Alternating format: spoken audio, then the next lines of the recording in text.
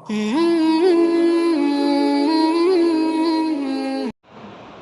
علق سب سے پہلی آیت قرآن کریم میں کیا کہہ رہی ہے؟ اقرا. کیا ترجمہ ہے اس کا؟ پڑھیے. اقرا بسم ربک الذی خلق، اپنے اس رب کے نام سے پڑھیے جس نے تمہیں پیدا کیا. یعنی قرآن کریم کی پہلی آیت اور قرآن کریم کا پہلا درس اور وحی کا پہلا سبق اور نبی کریم صلی اللہ علیہ وسلم کو کرنے والی پہلی آیت وہ کون سی ہے؟ اقرا ہے، جس میں تعلیم پر زور دیا گیا ہے. تو انسان کی جو برتری ہوتی ہے وہ صرف اور صرف تعلیم کی وجہ سے ہوتی ہے. تو یہ تعلیم انسان حاصل کرے گا تو اس کے اخلاق بھی سنوریں گے، معاملات بھی صاف ستھرے ہوں گے، کردار بھی اچھا ہوگا، عمل بھی اچھا ہوگا، ساری چیزوں سے اچھی ہوگی اگر اس نے صحیح معلومات تعلیم حاصل کی. اللہ تعالیٰ نے تعلیم کے ذریعے سے ہی انسان کو فرشتے پر فضیلت دی. ہم نے کہا فرشتہ یہ نور سے بنا ہوا ہے، اور انسان جو مٹی سے بنا ہوا ہے، کوئی تقابل نہیں، کوئی مقابلہ نہیں ہے. لیکن صرف علم کی وجہ سے اللہ نے انسان کو فرشتوں پر فضیلت دی.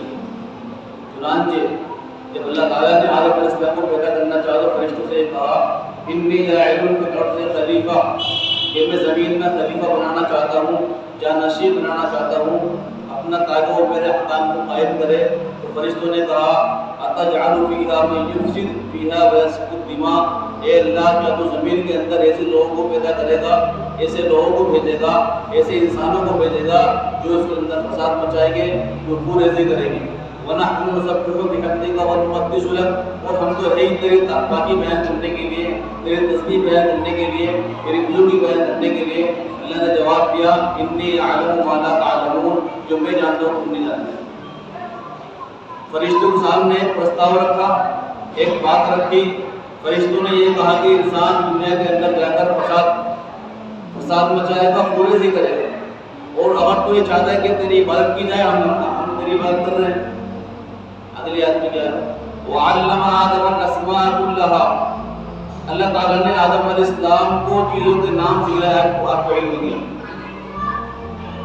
ثُمَّ عَرَضَهُمْ عَلَى الْمَلَائِكَةِ، پھر آدم علیہ السلام کو پیش کیا فرشتوں کے سامنے. پھر کہا فَقَالَ أَنبِئُونِي بِأَسْمَاءِ هَؤُلَاءِ إِن كُنتُمْ صَادِقِينَ، اے فرشتوں ذرا بتاؤ انہیں کچھ، تمہیں اگر علم ہو تو.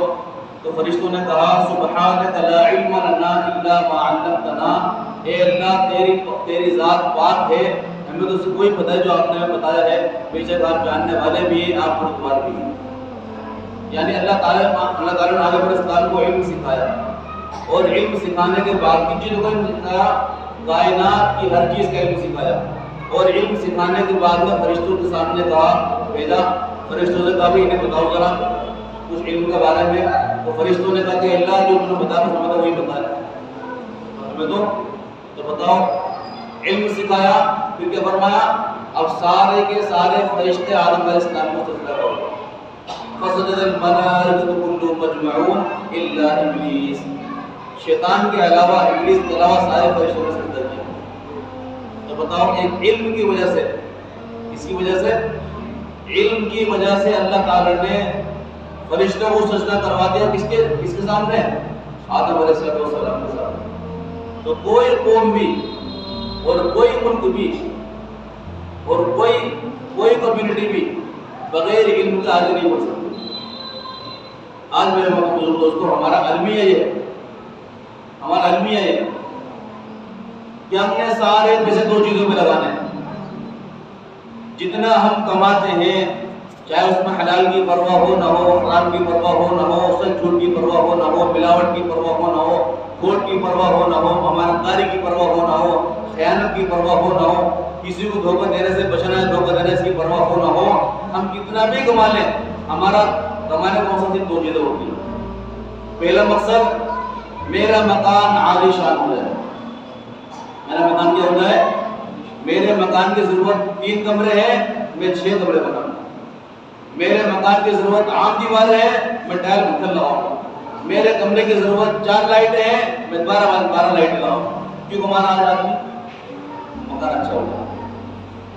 حالانکہ فرمایا اللہ کے نبی صلی اللہ علیہ وسلم نے، اللہ کے نبی کی حدیث ہے کہ اللہ تعالیٰ جس کے مال کو برباد کرنا چاہتے ہیں اس کے مال کو، اس کے پیسوں کو ضرورت سے زائد تعمیر میں لگواتے ہیں. کیا لگواتے ہیں؟ ضرورت سے زائد مکانات بنوانے میں لگواتے ہیں. ہم خود دیتے ہیں. تو آدمی اس لیے کما رہا ہے، پہلی چیز کیا ہے؟ میرا مکان ہے، مجھ جیسا کسی کا مکان نہ ہو، عالیشان مکان، اس لیے آدمی کما رہا ہے. دن رات نہیں کر رکھی ہے، دو کر رکھی ہے، میرا مکان اچھا ہو جائے. اور دوسری چیز کیا ہے؟ جب میری شادی آئے یا میرے بچوں کی شادی آئے تو میں اس کے لیے کما رہا ہوں، اس میں کوئی کمی نہ ہے. اس لیے ہوتا جو لوگ ملک سے باہر کمانے گئے ہیں وہ کما کے لاتے تو یہ کام کرتے ہیں، مکان بناتے ہیں، شادی ان میں کر لیتے ہیں. اللہ ماشاء اللہ کوئی جو کاروبار اچھا کر لیتے ہیں انہیں تو عام طور پر ایسے ہوتا ہے. اور آدمی یہاں بھی ایسے کرا، اس لیے کما رہا ہے میرا مکان عمدہ ہو جائے اور میری شادی اچھی ہو جائے، میرے بچوں کی شادی اچھی ہو جائے. اتنا پیسہ مکان کے نام پر اور اتنا پیسہ شادی کے نام پر بہایا جاتا ہے. اور ہماری ایجوکیشن کی حالت کیا ہے، ہماری پڑھائی کی حالت کیا ہے؟ ہم اپنے پورے گھروں کے اندر سروے کر کے دیکھیں، شاید ہی کوئی گھر بچا جس کا بچہ اسکول نہ جاتا ہو. ہم سروے کر کے دیکھیں، صبح صبح اسکول کھلتے ہیں، بچے نہا دھو کے جا رہے ہیں، ڈریس میں جا رہے ہیں، بستہ پہن کے جا رہے ہیں. اور اکثر مطلب 99% ہمارے آگے گھر ہیں ان میں جو بچے جا رہے ہیں پڑھنے اسکول پڑھنے جا رہے ہیں، جا رہے کہ نہیں جا رہے؟ شاید ہی کوئی گھر بچہ ہوا ہوگا.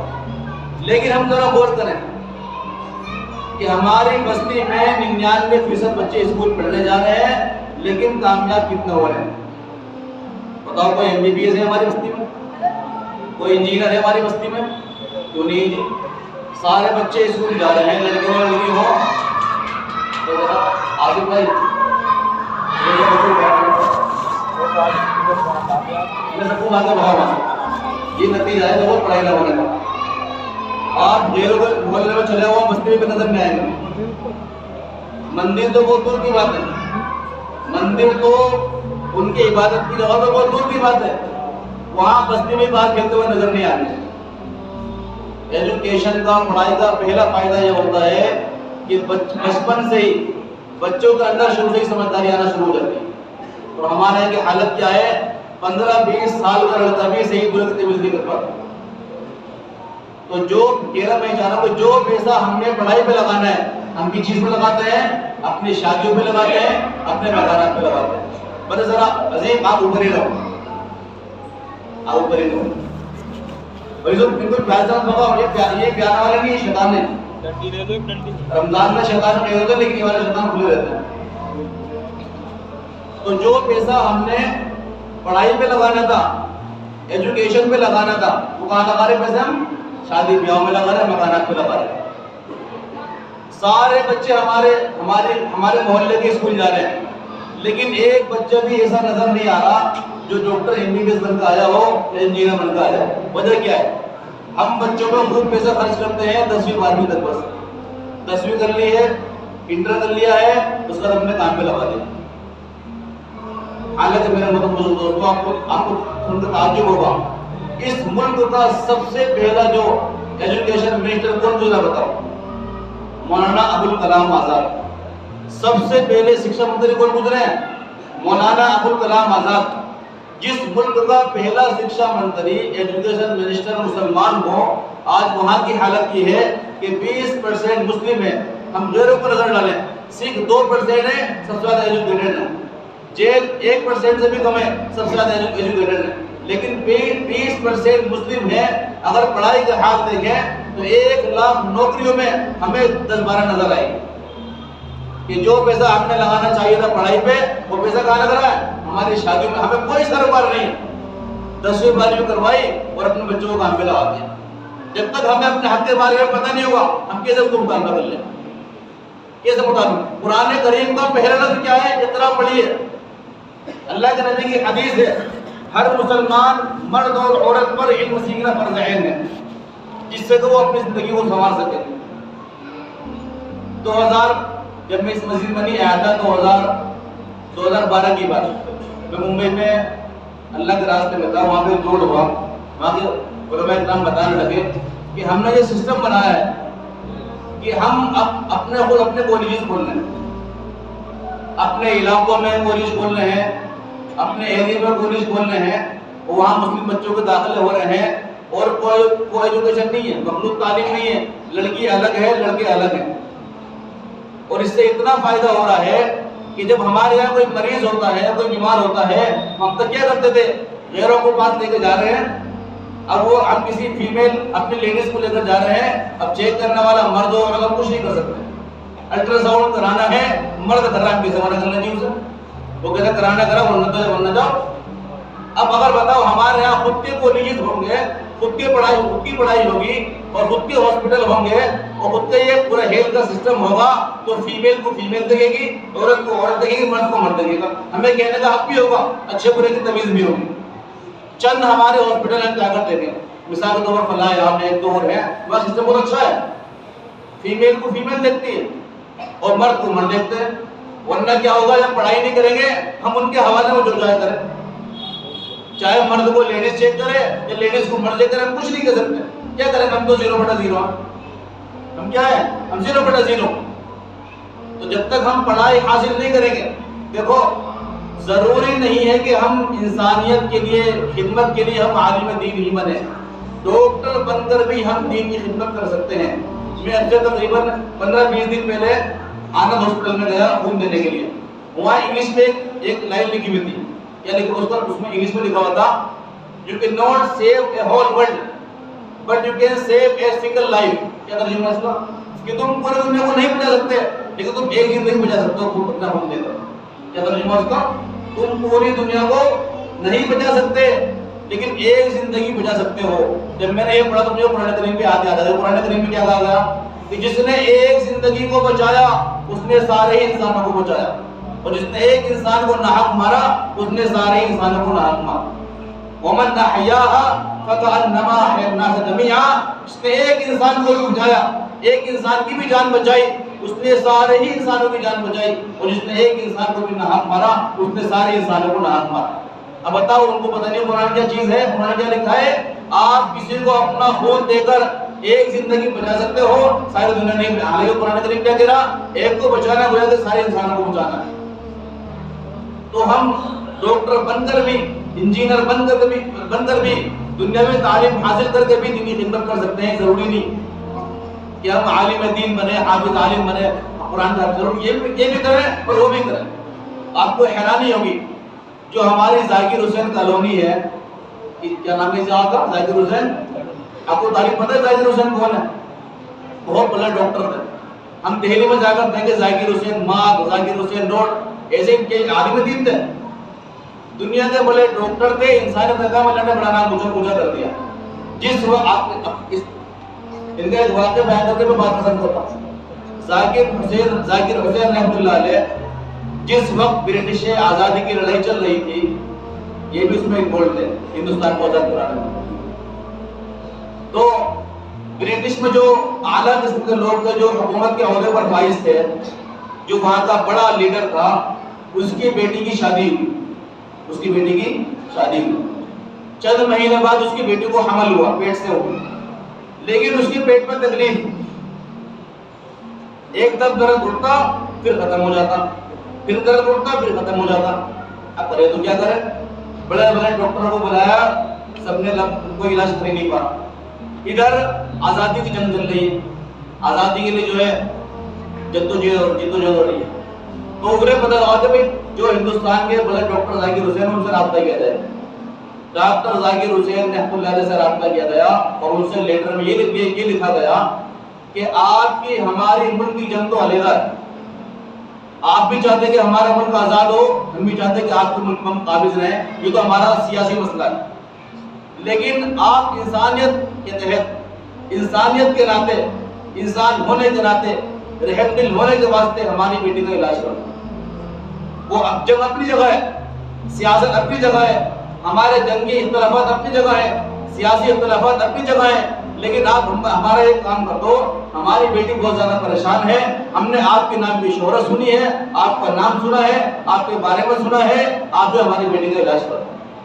ڈاکٹر ذاکر حسین رحمۃ اللہ علیہ انڈیا سے برٹش گئے، انگلینڈ گئے اور یہ کہا کہ میں علاج کروں گا، اس لیے کہ دشمنوں کے ساتھ صلح رحمی کرنا ہمارے اسلام کی تعلیم ہے. کیا ہے ہمارے اسلام کی تعلیم؟ ایک قوم ہے، اللہ کے نبی کے نبی یا رسول اللہ ہم ایسے لوگ ہیں ہم دشمنوں کی پریشانی پر بھی خوش نہیں ہوتے. اللہ کے فرمایا کہ یہ بہت اعلیٰ صفت ہے، ورنہ عام طور پہ کیا ہوتا ہے میرا دشمن پریشانی میں مجھے خوشی ہوتی ہے. وہ کیا کہہ رہے ہیں یا رسول اللہ ہمیں دشمنوں کی پریشانی پر بھی خوشی نہیں ہوتی.